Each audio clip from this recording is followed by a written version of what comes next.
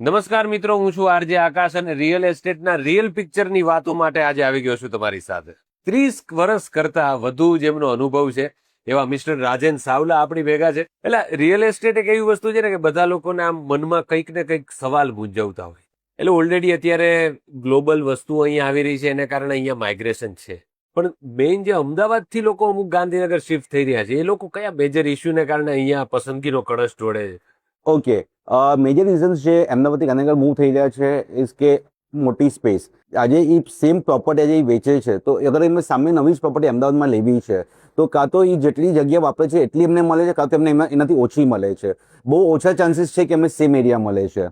એટલે એક first point એટલે પહેલો એ પ્રાઇસ પોઈન્ટ ઓફ વ્યૂ આવે છે. સેકન્ડ પોઈન્ટ, એને સ્પેસ મોટી મળે છે, ઓપન્સ મળે છે.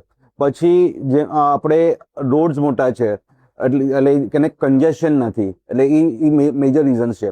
Best of the international schools અહીંયા છે.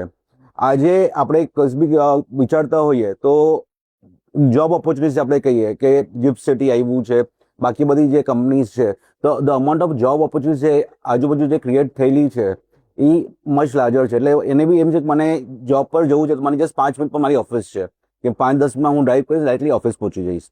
તો that is the other reason જે છે. અમદાવાદ મોટેરા સ્ટેડિયમ પછી તમને નીકળવું હોય, તમને કે ત્યાંથી નીકળશો તો એક ગલી ક્રોસ કરતા તમને એવરેજ 2 થી 3 કલાક લાગશે, જ્યારે ત્યાં કોઈ બી ઇવેન્ટ હોય છે. જ્યાં મોટેરા સ્ટેડિયમમાં આપણે જોઈએ તો પબ્લિક મેક્સિમમ કેટલી આવતી હશે? એટલે આમ 1.25 લાખની તો કેપેસિટી છે ને, બધું આમ આસપાસનું ગણો થોડાક બાર, એટલે 1.5 લાખ તો છે. 1.5 લાખ તમે પકડો છો, એટલે ત્યાં 1.5 લાખની પબ્લિક આવે છે ને આખું જેમ થઈ જાય છે.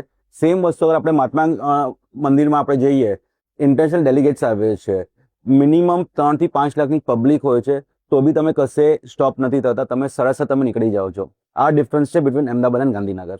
રાઈટ.